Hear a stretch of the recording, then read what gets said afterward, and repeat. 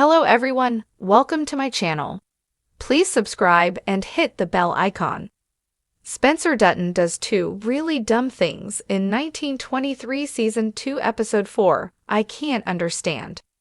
Spencer Dutton's journey home has been dragged out in 1923 Season 2, and he made two choices in Episode 4 that I just don't understand. Taylor Sheridan's Yellowstone franchise is continuously expanding, and 1923 offers an important bridge between the frontiersman era of 1883 and the contemporary original series. Examining different facets of Prohibition-era America has made for some of my favorite scenes in the show, like Alex's horrifying trip through Ellis Island, but it's also resulted in a lot of screen time invested in narratives I'm not very engaged in, like Spencer's bootlegging side quest. Spencer Dutton was easily my favorite character in 1923 Season 1, with his and Alex's chemistry shining and their journey in Africa offering consistently compelling stakes. Splitting them up for 1923 Season 2 story, however, has been less appealing. Spencer's odyssey to Montana, in particular, has seen him primarily traveling around Texas, with him entangled between the mafia, the police, and a group of hobos. Leading up to 1923 Season 2, Episode 4 ending, he made some of the most questionable choices we've seen him make so far. Spencer is handcuffed to the car by his police adversary, but almost immediately manages to escape. I'm not familiar with the mileage on 1920s automobiles, but the car he escapes in seems like the perfect vehicle to gain some distance from the law. Instead of driving away and leaving the town, or even moving to a more discreet area to come up with a strategy, he turns the corner and crashes the car before getting out to run away on foot, barely making it into the train car he's going for. There are two reasons he might have done this, but neither add up. 1. Driving away in a police vehicle could have potentially led the police to him, but with this era's technological limitations, it still would have bought him more time. Second, he could have just crashed it so that the police officer couldn't use it, but then, driving away would have created the same problem for law enforcement. It was a puzzling move, but at least he made it onto the train. The next choice Spencer made was on the train. He found himself outnumbered by 3 hobos who told him he'd have to make them an offering if he wished to stay alive, and they ended up attacking him in his sleep. Spencer shot the 2 grown male hobos and threw the girl against the train car wall. Now left with 3 bodies, Spencer decided to jump off of the train, leaving the mess behind. The alternative option would have been to drop the bodies off the train and ride the car to safety. Spencer might have been thinking that leaving the bodies on the railway would help the police follow his trail, and that by getting off, he could go in an alternate direction, but his main goal should be getting as far away from Galveston as possible. The police don't know his name, and they're not going to catch up to him in cars. It's also possible that Spencer might not have been thinking, as he'd just woken up and was sleep-deprived. The only reason I can think that Spencer Dutton would make these decisions is that Taylor Sheridan wants to delay the Dutton family's reunion in Montana. Spencer has yet to share the screen with any of his family members, and the entire show has essentially been the story of his return home. If Season 2 had opened with Spencer arriving on the Dutton family's doorstep, the whole season would be about the upcoming war against Whitfield and Creighton. But that's not the core of this series. 1923 isn't just about the Duttons defending their ranch. It's about what it meant to be a Dutton in the 1920s. Spencer can't just teleport. He has to experience all of this to make his return feel earned. While I wish Episode 4's obstacles had felt a tad less far-fetched, I believe the final episodes of 1923 Season 2 will justify the slow burn.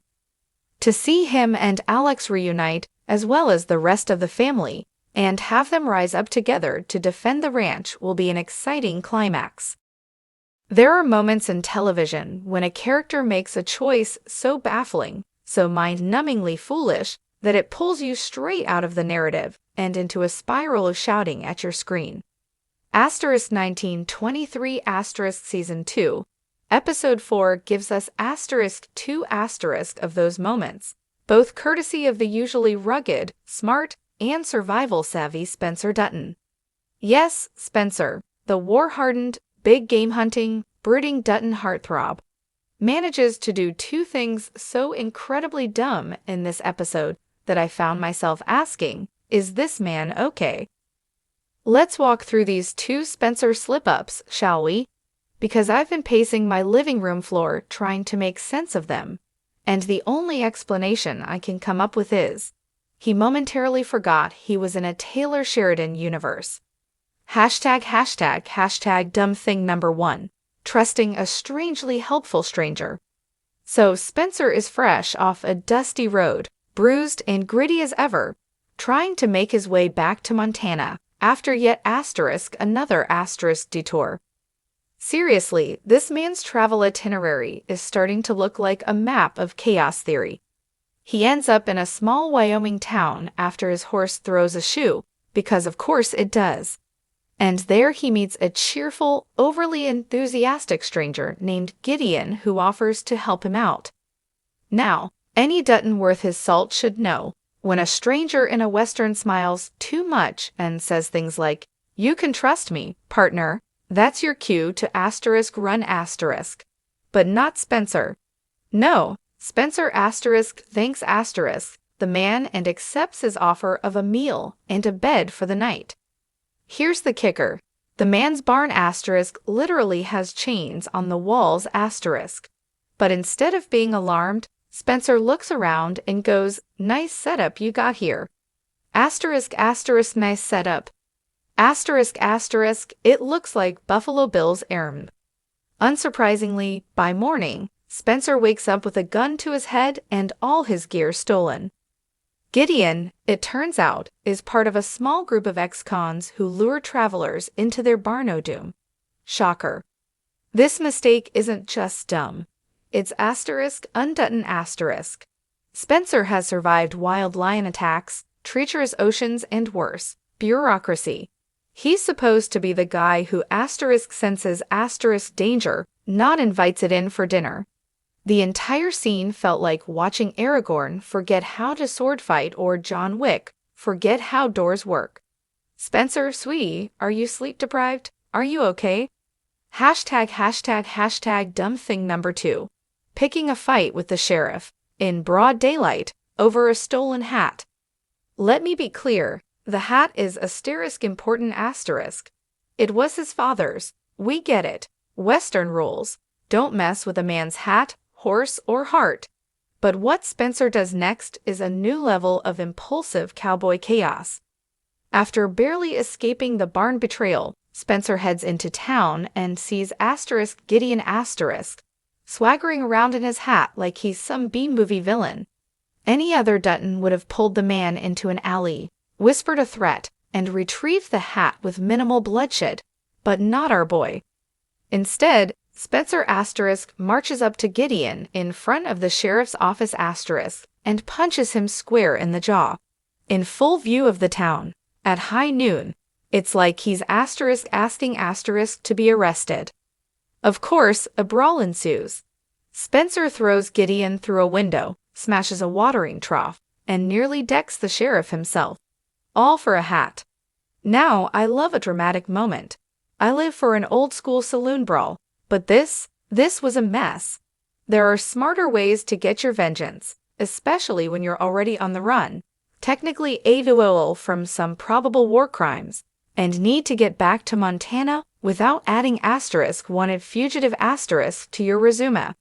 And let's not forget, Spencer is trying to reunite with Alex Every moment he delays, every town he burns down with his manly melodrama, is another step away from the life he keeps saying he wants. Hashtag why, Spencer, why? So here we are, two dumb decisions, back to back, and I can't stop asking, why ? Was it grief? Spencer's been carrying a mountain of trauma from the war, from his brother's death, from everything he's endured in Africa and at sea. Maybe his instincts are off. Maybe he's tired of running. Maybe he just really, really loved that hat. But what's frustrating is how out of character both choices feel. We've seen Spencer make hard calls before, calculated, patient, clever decisions. He's not just a bruiser. He's strategic. He's the kind of man who once speared a lion from 20 feet away and didn't even flinch. So when he gets taken down by a grifter with a chain-happy barn, and then nearly lands in jail over a cat, it's hard not to roll your eyes and wonder if the writers dropped the plot thread for the sake of some cowboy chaos. Hashtag the bigger problem. Here's the real issue. When a smart character suddenly makes dumb decisions for the sake of plot drama, it risks breaking trust with the audience. We invest in these characters not just for their grit, but for their growth.